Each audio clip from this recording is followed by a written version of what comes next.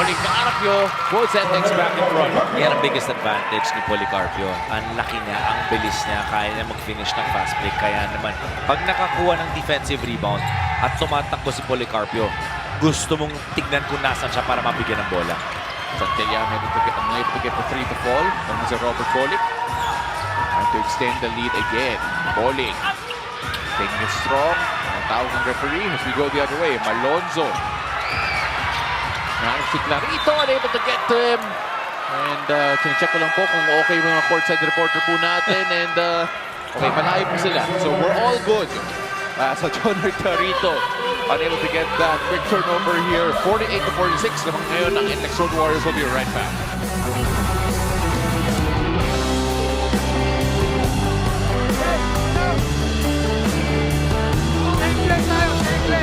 Okay, so si Berto, Bayo, Dong, Sai, kung may hawak ng bola. Okay, Iverson, pag palabas na si Berto dito, Bayo, labas ka, bibigay mo. Okay? Berto, yun ang hanapin mo first. Okay, pag wala, Sai, labas. Dom, labas ka, papasa kay Dom, perfect ulit for backdoor. Okay? Pag wala, two-man game tayo. Okay? Walang maliit na ambag, walang simpleng kabutihan. Ibahagi kung ano ang kaya para sa mga kapatid natin sinubok ng sakuna. Ituloy ang pagkilos, ipaabot ang malasakit at pagkikiisa sa mga kapatid natin na apektuhan ng sakuna. Sandigan natin ang bawat isa. Buhayin natin ang pag-asa, kapit bisig sa pagtulong. Tulong mga kapatid, Bayanihan Drive.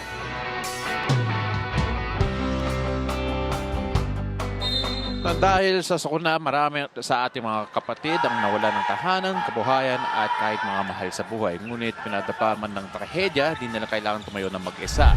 Ngayong Lunes, simula 2:30 p.m. sa Puwersang ihatid ng TV5, RPTV, One News, One PH at True Network ang tulong mga kapatid. Bayanihan Drive, walang maliit na ambag, walang simpleng kabutihan. Ang bawat halaga ay mahalaga. Kasandigan natin ang bawat isa. Buhayan natin ang pag-asa, kapit-bisig sa pagtulong mga kapatid. Bayanihan Drive. Of course, our hearts go out to everyone affected by severe tropical storm Tino, and of course, Mag-ingat po tayo mamaya mag-ingat po tayo. at bukas. Kay Typhoon Uwan. At hopefully po, for all watching safe at home. Oh, at makapag-prepare. Diba? Kung ano man ang pwede mong gawin, 24 hours, 36 hours before it happens, pagplanuhan na po natin. At palagi magabang sa news po as we take a look at our brother dito, si Jer Quinana, na talagang naapektuhan ng severe tropical storm Tino. And hopefully po, we are hoping and praying that him and alongside all of our friends over the Visayas region be able to recover Parang quickly. pati pa sa amin, sa opisina namin, may mga 20 taong naapektuhan. Again, hopefully everyone will be able to recover quickly. Yes. And of course, for those affected by Typhoon Uwan, sana it's not as strong as it looks.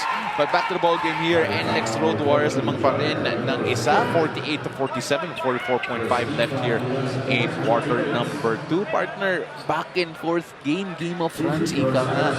And the NLEX Road Warriors, kahit ang ganda ng shooting ng Rain or Shine, lamang pa rin ngayon.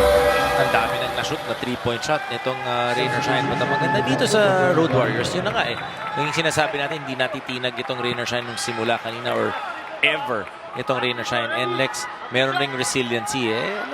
Makikita naman natin kung bakit itong Road Warriors are at 4-2 right now. They showed really well last conference. Nakita mo nakakuha na sila ng kumpiyansa. And it's translating into this conference as well. Itong Rain or Shine last painters partner, 47.6% from beyond the arc. 10 3-pointers made. 10 3-points sila in the previous game. Oo. And so far, oh, what a block from Policarpio. Grabe, parang pwede siya mag-volleyball, ha? Hinabol niya talaga yun, ha? Papanoorin natin ulit. Track him like a hawk. Itong si Policarpio. And a quick turnover here. Wow. Oh, and Policarpio is feeling it. Defense on one end. Pinagay kay Bahio. They're gonna hold on to the last shot here, partner. Wisely setting it up. That's maturity eh. Kasi si Policarpio, I can only imagine, grabe. Yung emotions running through the block, getting the turnover. Ito naman si Robert Bolick. Pull-up jumper. Oh, that's good. Robert Bolick with the last second jumper, 52-47. Kanina ang ganda ng run ng Rain or Shine, 24-6. Pero bumawi naman ang NLEX Road Warriors. Policarpio, great defensive stop. Robert Bolick, great basket to end the second quarter. Their partner, 13 points, 5 assists, 5 rebounds rather, at 2 assists. Ang maganda dito kay Robert Bolick, very different nung previous game nila. Naghahanap na siya ng tira maaga pa lang. Then alam niya kinakailangan yung kumpiyansa niya ng kanyang koponan.